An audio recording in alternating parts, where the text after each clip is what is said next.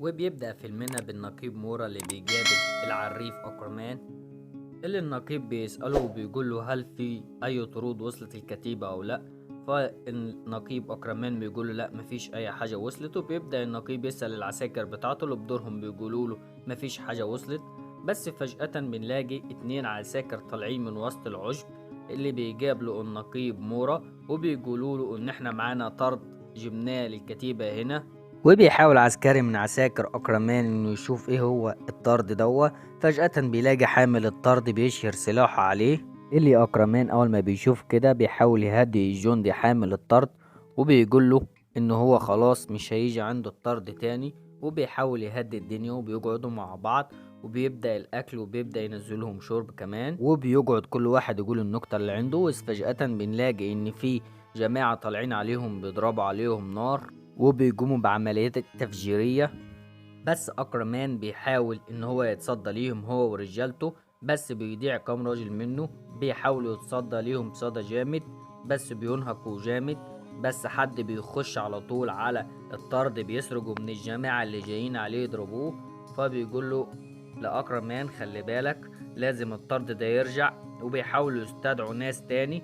بيجي واحد هو والكلاب بتاعته علشان يدور على الطرد، وبيبدأ يشمشم للكلاب اللي هو العدو بتاعهم.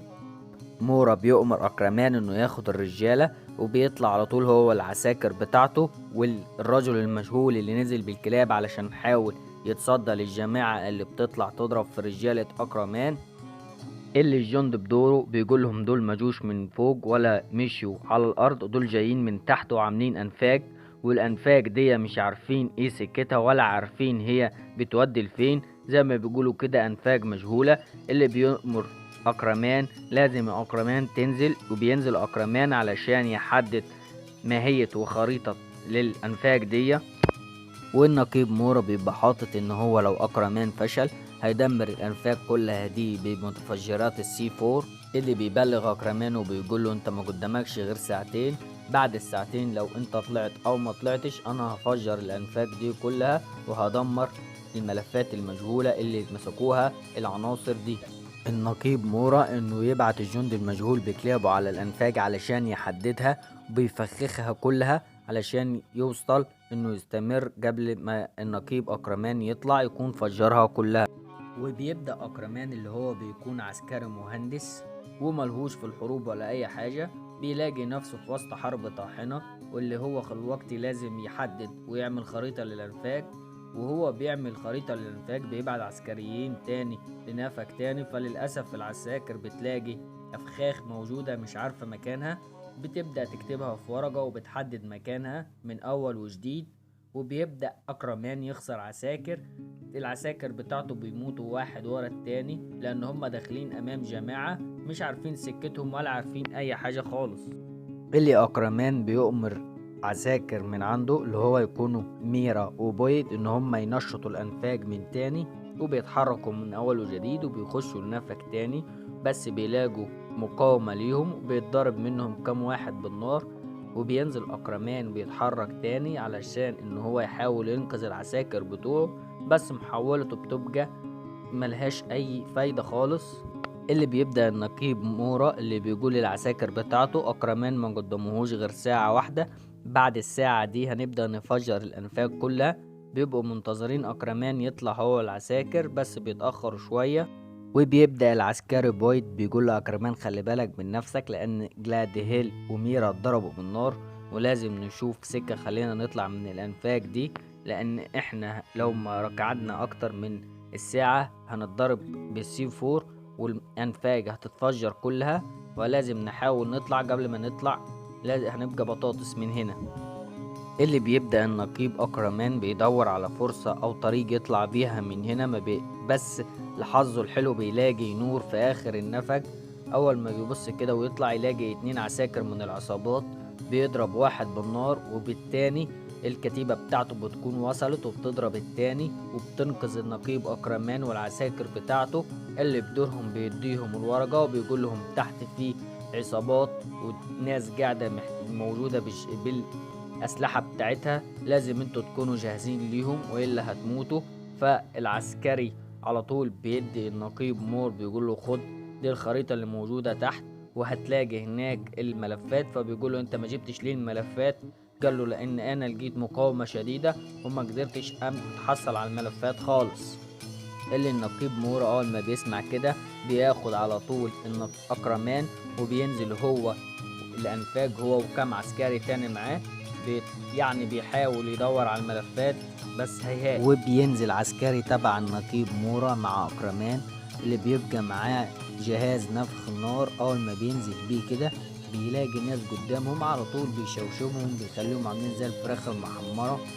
الا اكرمان بيقول له ان الجهاز اللي انت بتضرب بيه العصابة ده محرم دوليا ومش المفروض ان احنا نضرب بيه. بس هو طبعا الجندي ما بيبقاش فارقة معاه، هو بيقول له يا باشا احنا قدامناش غير ساعتين، ان ما حاولناش نجيب الملف هنموت كلنا بالسي 4 والملفات كلها هتنزل فوق راس ديك ابونا. الا اكرمان بيقول له معاك يا باشا، انا عايزهم كلهم فراخ محمرة، احنا لازم نطلع من هنا.